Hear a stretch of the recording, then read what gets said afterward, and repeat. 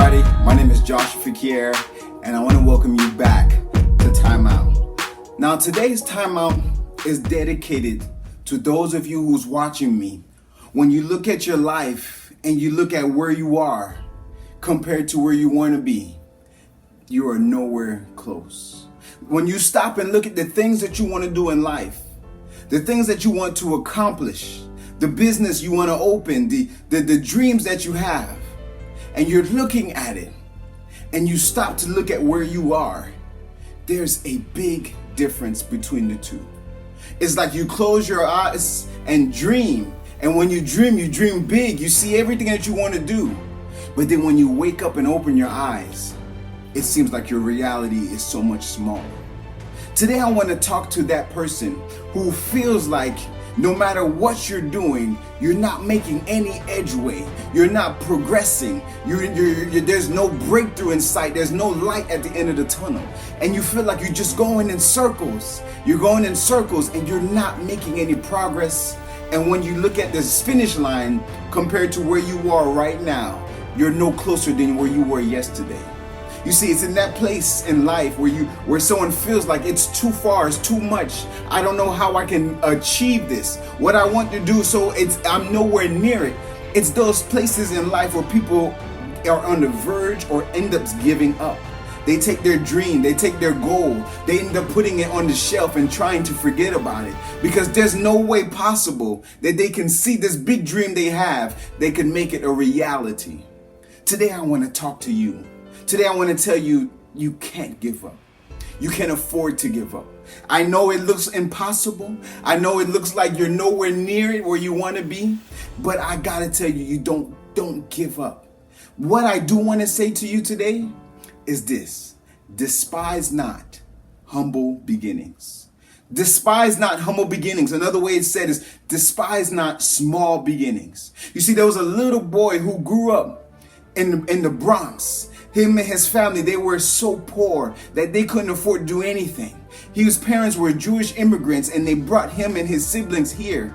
And it says that he was so much, and they were so much in poverty that he would have to, in order to escape poverty, he would have to go to the movies and watch the movies and see what he sees on this film and use that as his opportunity to get out of poverty. It says he would dream and watch, and one thing he had a fascination for was fashion. He would watch these movies, these stars on the screen, and one thing that stood out to him the most was like a certain look, a preppy look. And he would look and he would watch and he would dream and escape his reality. And after the movie was done, he would go back and he would just continue to dream about those things. He had a humble beginning. There was a young lady whose mom, who raised her. She had a single mom, and her mom didn't have enough funds to do everything she wanted to do for her children. In fact, it said that there was no money to go around besides trying to meet the basic necessities. But one thing her mom did was try to put her through school and put her in the best schools as much as she can. But the beginning, it was a small beginning. There was a lack of resources. Or there was this young gentleman who had a desire to motivate people and encourage people. He had a passion within him to be a leader and to help change the world and lead people to do what they feel they were called to do. And by the time he felt like he was in the position to do it, there was adversity that came from every direction and he could not break through. What am I saying to you? Why am I bringing this up? Because if you look at the three of them, what they each had in common was a humble beginning. You see, this young boy who grew up in loving fashion, it says that he grew up and started to go to school. And by the time he was in school, he got to college. And after year 1 or year 2, it wasn't doing it for him. And he quit school and got a job at Brooks Brothers. But while he was working on his passion. He was making ties, they said. And as he would have customers in front of him at Brooks Brothers, he would say, if you were to wear a tie, what kind of tie would you wear? And what is it that you like about your ties? He was studying. And he would go home and make ties. And it says not too long when he went into full-fledged entrepreneurship, he got to a point where he would make $500,000 in a year on ties. You see, this young man, his name was Ralph Lefitz. It was Ralph Lefitz. But you know what? When he was 16 years old, him and his brother changed their last name to Lauren. Today you know him as Ralph Lauren. And he went from living in poverty and going to the movies and watching people dress fancy and dreaming about it to pursuing his dreams. He said he wouldn't let up on his dreams, on those ties. Today he makes all types of clothing. But right now, he says Ralph Lauren has a net worth of $7 billion. This young lady whose mother couldn't afford to put her through school but did the best she could. This young lady began to develop a mindset of a go-getter because she grew up in the housing projects in New York. And so when she finally got to the point where she had her own drive and determination and tenacity, she would go through school until she finally got a job as an intern at this well-established company, this well-known company. Not a full-time permanent position, an intern. But it says during her internship, she would hustle her way through school until she ended up with a mechanical engineering degree. And then she would work at this company for 2 decades until her titles continued to change. And now she was so far from being an intern. Now what she became after 2 decades was the CEO of that company. I'm talking about Ursula Burns, who was the CEO of Xerox. In fact, she became so powerful, Forbes said that at one point Ursula Burns was the 22nd most powerful woman in the world, because she had a tenacity and a drive to not let her start deter her from where she wanted to end up. She had a humble beginning. This last individual I told you about, who wanted to inspire people and encourage people, he got to the point where he wanted to pastor a church. He ran from the call for a little bit. But when he finally gave into the call, he in his congregation, he had nobody but a washcloth and a bar of soap. It said this man would preach in the showers, 2 bars of soap and a washcloth. He would go into his backyard, in the hills of Virginia, and pray in the forest. He would step into the forest and pray in the forest and lay hands on trees. And that was his congregation, but he continued to pursue his passion until today. He has a church in Dallas, Texas, where his weekly attendance is around 17,000 per people each week.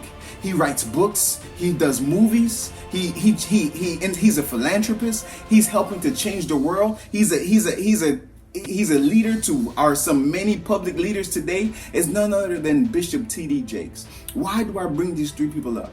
There's more examples out there, but I just wanted to give you 3 people who also had humble beginnings. You see, what happens sometimes with our dreams, when we look at our life and we look at where we are compared to where we want to be, and we feel like it's so far away. And when you look at people who's winning at the thing that you want to do in life, you see, we become students. When someone's doing the thing you want to do in life and they're good at it, you don't realize it, but you become a student of that person. But they're doing it on such a larger scale that sometimes it could be discouraging, because sometimes you can say in yourself, man, I want to do this same thing, but how can I ever measure up to what they're doing? Look at them, they're winning at life.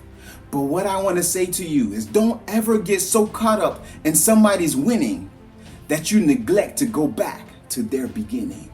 You see, some people started where you started. Some people had beginnings that were probably worse off, or vice versa. But everybody started somewhere. Despise not humble beginnings. Despise not small beginnings. You see, there's things that you want to do in life, and it may seem like it's far away. Yes, you may not have the resources that other people started out with. But you know what? If you have the drive inside of you and the willingness to not give up on your dreams, I'm here to tell you there's nothing in this world that you can't do. You got to continue to push yourself. You see, diamonds, when the diamonds we see in the store, that's not how they started out. Diamonds started out looking rough, and some of them not even shiny, but they go through a process called refining. The diamonds are refined before they end up on the shelves. And when you look up the word refining, they go through different elements of heat and chopping off until they get to that perfect shape, that perfect glisten, that almost blue like indigo light that comes from it. But in the refining process, if you look that word up, it means to remove all the impurities. Remove everything that's keeping it from shining and let it go through the process. Many of you, you are diamonds in the rough. You heard the expression. You're just going through some refining. It's rough right now. You're not close to where you want to be right now. But don't let that stop you from your end state. Remember, when you see people who's winning, research them. Go back to their beginning. There's a lot of books out there. There's a lot of memoirs. There's a lot of people who's willing to tell their story of how they started. There's blueprints. They're setting blueprints. You see, let me tell you something interesting. Today, right now, if there's many events in track and field, one of the common things in many of the races is that the starting line and the finish line is the same line. You see, you can start off on this line. By the time you go through your course, it's no longer the starting line. It becomes the finish line. Because you see, everybody starts somewhere, but where you finish, you will always be reminded where you started. Humble beginnings. You will remember what got you to where you are today. You see, there's somebody else right now who's living the life that you want to live, who's doing the thing that you want to do, but you're going to get there. And in your process, there's somebody behind you who's just trying to get to where you are. And so you have to be humble and despise not humble beginnings. Continue to push after what you want in life. Continue to pursue it. Continue to be a student. But whatever you do, don't allow yourself to get to the point where you give up on your dreams.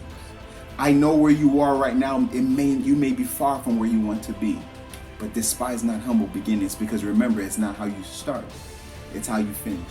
There's a gentleman by the name of Eric Thomas who says his greatest moments did not come from his greatest moments. In other words, what you've gone through does not determine who you are.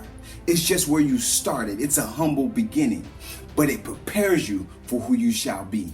So I'm here to tell you in our timeout today, don't look at your beginning and despise it. Don't look at your beginning and say it's too small. It's just where you started. It's not where you're going to end up, but it's preparing you. What you do in between is preparing you for that thing you want to do in life. Don't give up on your dreams. I know right now it seems far away, but before you know it, you're going to be crossing that finish line. Just don't forget where you came from, because there's someone else behind you who's going to need to know how to get there. So God bless you. I thank you for joining me on this timeout, and I'll see you soon. The deeper the fear, the greater the win. If you let the Savior come near and purify from within, gotta let the blessings begin. Take it from the top to the bottom. Satan will never win your heart. Use the gospel to stop him, like a message in a bottle. God's waiting for you to find him. History's in the making if you're following the Father through all of the suffering and no love from the government. But I will never let this flesh and bone decide this victory. So bring the pain with no medics. Never gonna get in the way, cause I'm ready. Christ gonna save the day with no delays. Everybody gonna feel his presence. This the truth that I know. Gotta give it all until I go. Man, this life is so hard, but I disregard it cause I grow. Like Jordan in his prime, never gonna stop until it's mine. I keep going and keep going like I'm made of alkaline. Yeah, and I gotta stay focused. No lies or hocus pocus.